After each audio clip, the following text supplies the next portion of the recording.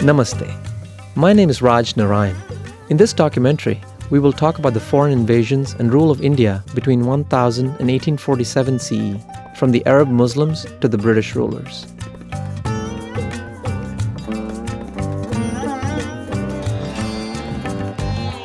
This was a difficult time for the common people of India, who faced religious persecution and economic hardship. However, this period also saw the development of great music, devotional literature, and Indo-Islamic art and architecture. This is the great temple of Somnath, which held an important position in this period of Indian history, a time of warfare, conquest, and subjugation. Of all the ancient world cultures that the Muslims conquered and ruled during this era, only the Indic culture and Hindu identity survived largely intact and continue to flourish today. This is a high tribute to the determination and courageous resistance of the people of this great land. The foreign conquests. The first Muslim conquest was of the Sindh region by Arabs from Basra in southern Iraq in 712, not long after Islam was founded. By 870, Arab armies conquered the Hindu kingdoms of southwestern Afghanistan, but were prevented by the kings of northern India from advancing east of Khyber Pass. The next wave of invasions began in the late 10th century. These attacks were by Central Asian Muslim Turks who were already established in southwestern Afghanistan. Their leader, Mahmud of Ghazni, raided India 17 times between 1001 and 1024. In each city, his armies looted and destroyed temples and killed or enslaved the inhabitants. The attack on the renowned Shiva temple at Somnath in 1024 was the most horrific, involving the massacre of 50,000 defenders and the plunder of the city's fabulous wealth.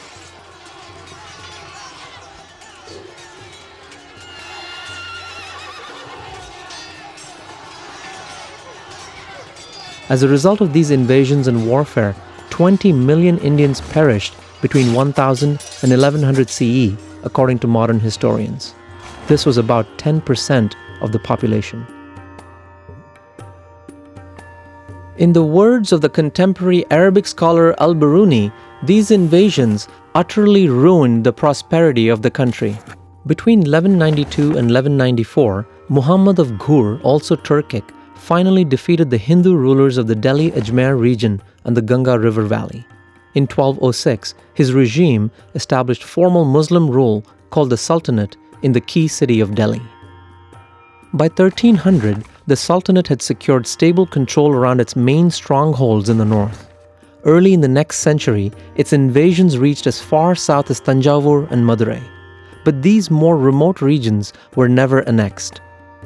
Hindu rule generally continued in Rajasthan and Gujarat and thrived throughout the south during these 9 centuries, notably under the Vijayanagar Empire, founded in 1336 by Hindu princes reconverted from Islam. In 1504, Babur, a descendant of both the Mughal Emperor Genghis Khan and the famous Central Asian Muslim ruler Timur, seized Kabul, Afghanistan, and from there attacked India. He overpowered both the Muslim Sultan of Delhi and the Hindu Rajput Confederacy to form the Mughal Empire. His army was the first in India to use matchlock rifles and field cannons, which had deadly effect against his enemies.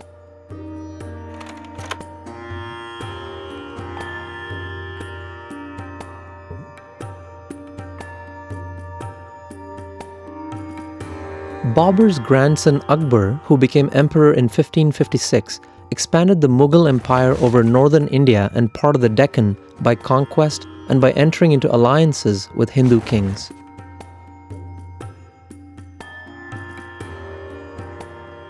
Akbar's rule was noted for its religious harmony and the beginning of Indo-Islamic art and architecture.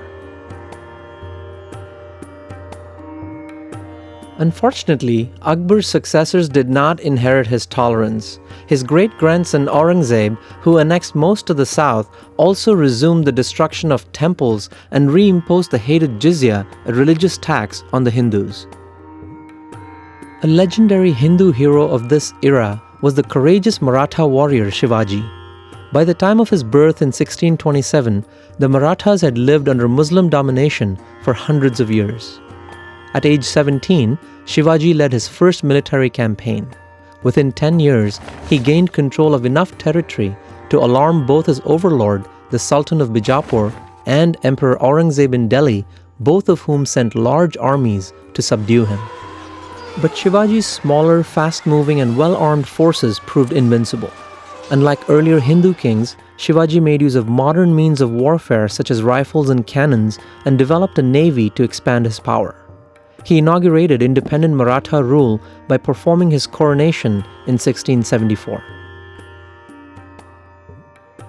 By the mid-18th century, the Mughal Empire had declined. The Sikhs, Jats, Rajputs and Marathas, as well as the Mughal imperial provincial governors of Oudh, Bengal and Hyderabad had carved independent states, thereby leaving no strong central government in India. Since 1498, when the Portuguese arrived in India, a number of European powers, including the Dutch, British and French, established trading posts in India. This also contributed to the disintegration of the Mughal Empire. The British, in particular, established the East India Company in 1600 to trade goods between Britain, India, and other Eastern countries. Like the other Europeans, they came to India as businessmen, not conquerors. However, over time, the East India Company fortified key trading posts using private armies, meddled in local politics, engaged in unfair trading practices, and levied heavy taxes. Through a strategy of divide and conquer, they attained near total control of the Indian subcontinent, a story we shall tell in part 4 of this documentary.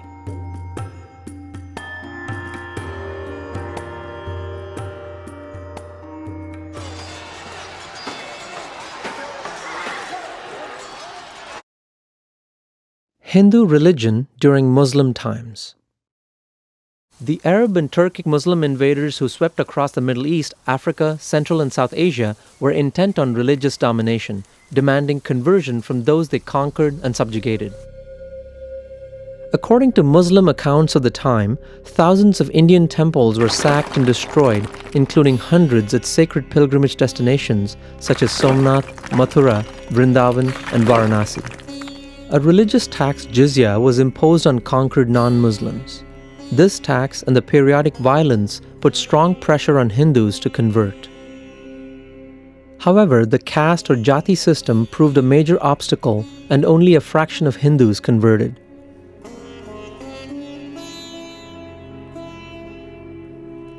Jati formed an integral part of one's identity and place in the Hindu community, one which would be lost upon conversion. Some Hindus of low socioeconomic status were tempted to convert in order to improve their position. However, in practice, this adoption of the foreign religion did not bring the promised advancement. The converts from Islam and later Christianity simply formed new jatis or castes among themselves of similar status. Meanwhile, in South India, in areas beyond Mughal control, Hindu religion thrived, with frequent and spirited temple festivals providing a vital part of each community's social, cultural, and religious life. The art of building majestic temples reached its peak during this period. Many of these remarkable structures are popular places of worship today. Dynamic saint philosophers of the time inspired devotional lineages which strengthened Hindus and discouraged conversion. Among the most notable Vaishnava saints were Ramanuja and Madhva. Around 1200, Jayadeva, a popular writer in Orissa and Bengal, wrote the famous Gita Govinda. The Hindus of Maharashtra were similarly roused by Jnaneshwara, Namdev, Eknath, Tukaram, and Samarth Ramdas. In North India, Swami Ramananda inspired the worship of God as Lord Rama, a personal and intimate form of the divine. From his popular teachings, two traditions arose. The first included Nimbarka, Chaitanya, Surdas, Mirabai, and Tulsidas. Each encouraged worship of Lord Krishna or Lord Rama and influenced millions of people with spiritual songs in the regional languages.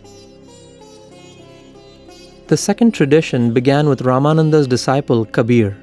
Born in Varanasi, orphaned at a young age and raised by a low-caste Muslim family of weavers, he grew up in Islamic culture but was drawn as a boy to follow the teachings of the Hindu saint Ramananda.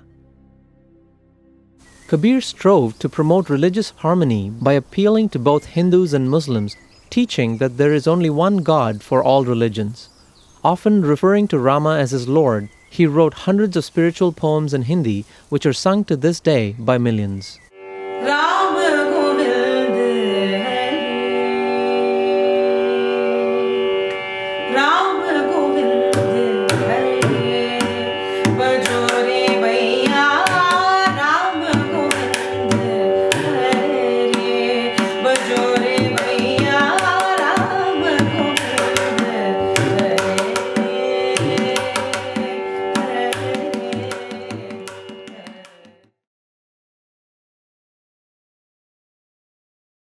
Sikhism.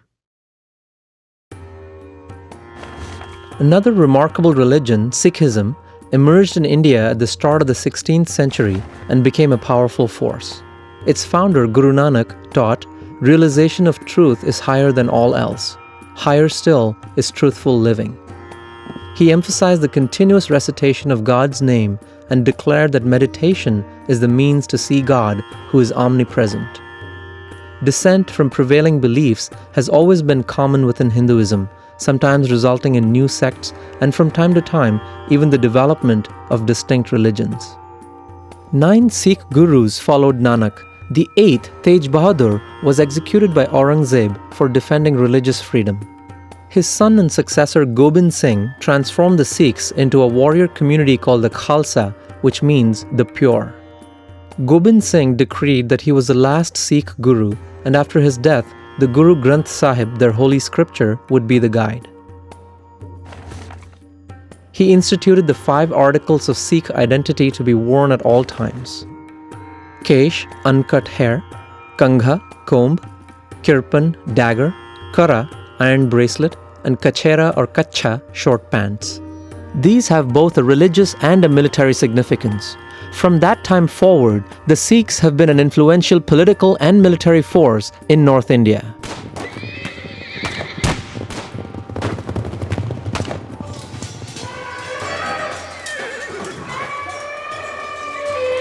Sikhism developed and is concentrated mostly in the Punjab region. Today, Sikhism has 26 million followers all over the world. Teaching religion through songs. India has always had an extraordinarily diverse musical scene. It ranges from the complex compositions of the classical tradition to the villagers' devotional hymns and simple work songs in their local language. Bhajan and Kirtan are congregational singing of devotional songs.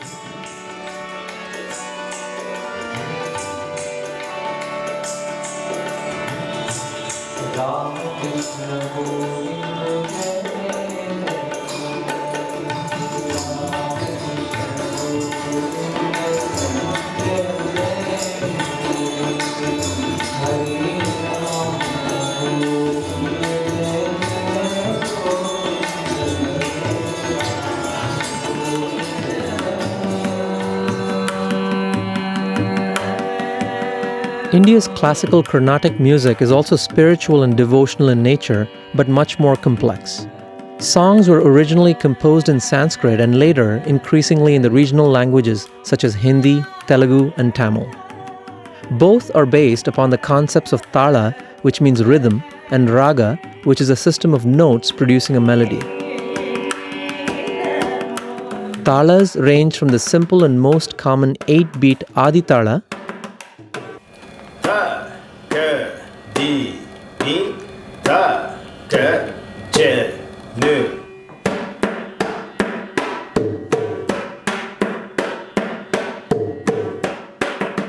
to elaborate rhythms such as the Atta Tala, composed of 14 beats, divided as 5, 5, 2, and 2. Da, ga, da, ki, da, da, ga, da, ki, da, da, ga, di, ni.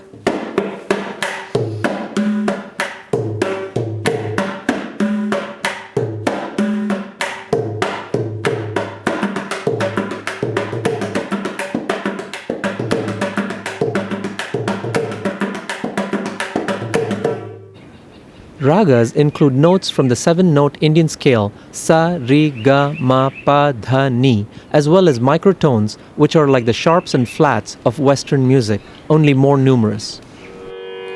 Do, re, mi, fa, sol, la, ti, do, sa, re, ga, ma, pa, da, ni, sa, ni, da, pa, ma, ga, ri, sa. Sari ga ma pa da ni sa ni da pa ma ga ri sa. Singers and musicians improvise upon the basic melody while keeping within the chosen raga and tala.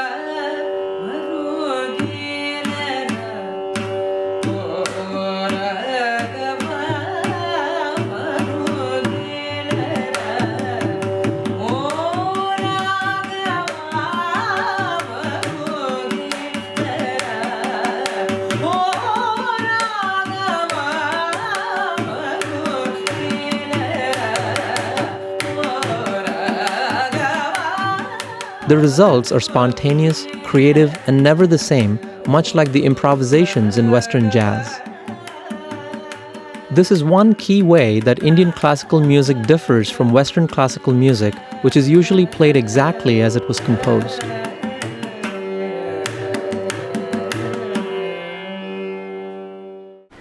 Both the popular village music and the more formal classical compositions are religious and emotional in nature.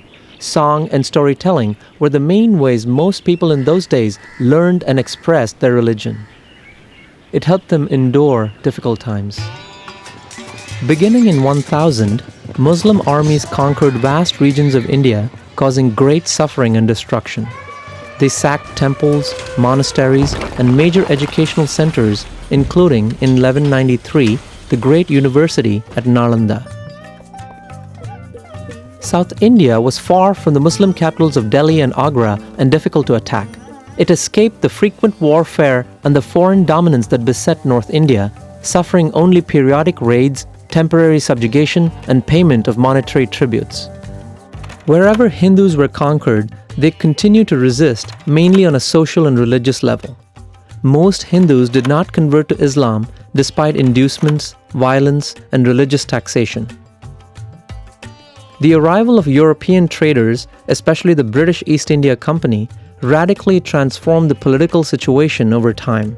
By force and skillful politics, the British slowly gained complete control of the Indian subcontinent, a story we shall narrate next time. Until then, Namaste.